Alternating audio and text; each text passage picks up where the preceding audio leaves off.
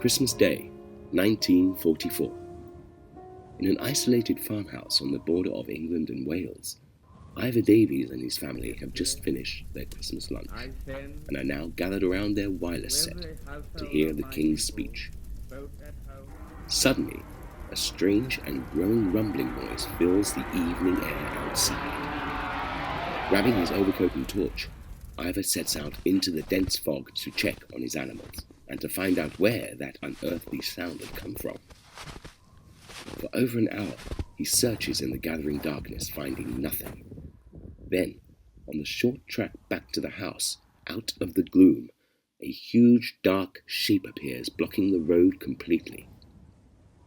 As he ventures closer, the creaking and ticking shape reveals itself to be the wreck of a huge American B-24 bomber.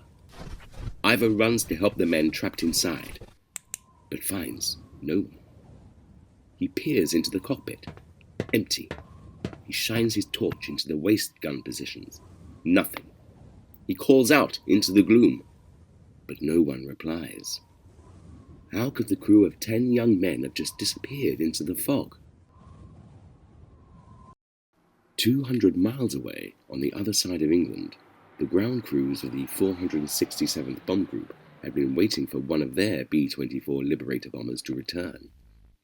Bold Venture 3 had been one of 420 bombers sent by the 8th Air Force to bomb German railway targets to halt the flow of troops and supplies to the front. As night fell, hopes for the 10 young men faded. They were probably all dead, either shot down over the target or drowned in the icy waters of the North Sea. Little did the ground crews know that their bomber, at least, had made it back and was now sitting in a field near the Welsh border with a very puzzled farmer. The following day, news reached the 467th Bomb Group that Bold Venture 3 had been found, but without its crew. The salvage crew found personal equipment, bloodstains, and other signs that the crew had been in a fight, but no clue as to what had happened to them. It seemed that the crew had simply vanished without a trace, and arrangements were made for the families to be sent the dreaded telegram that informed them that their sons were officially missing in action.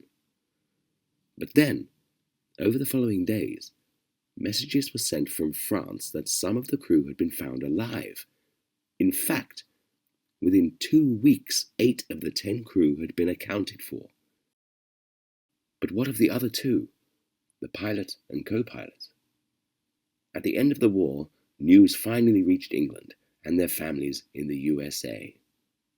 Pilot First Lieutenant Paul Ehrlich takes up the story. On that fateful December 25th, 1944, we were briefed to bomb a railroad crossing in Gerolstein, Germany. The briefing officer had told us that we would encounter light anti-aircraft shelling and that no fighter aircraft would be dispatched against us.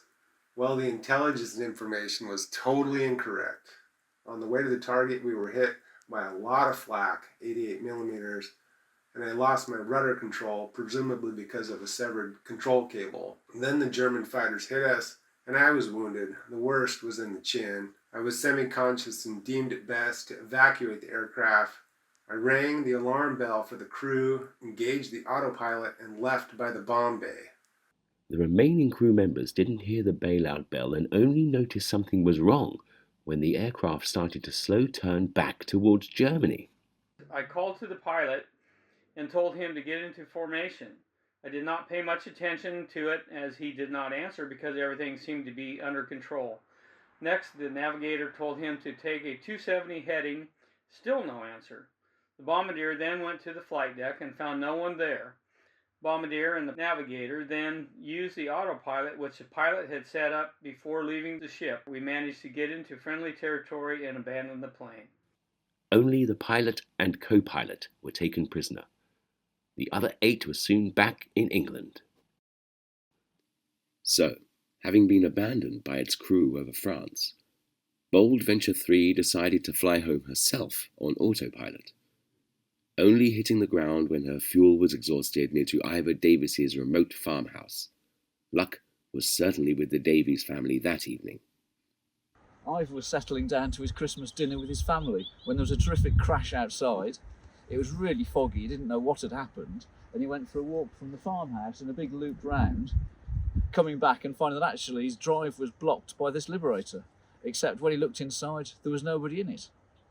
It had broken up a fair bit, and talking to Ivor Jr. at the farm now, one of the engines actually hit this ash tree, and after, well, it survived having a Liberator fly into it, but it fell down a couple of years ago. Bold Venture's crew all went home to their families in the USA at the end of the war. Sadly, nearly 26,000 other 8th Air Force men never went home, having paid the ultimate sacrifice for the freedom that we all enjoy today. Spare them a thought on this Christmas Day.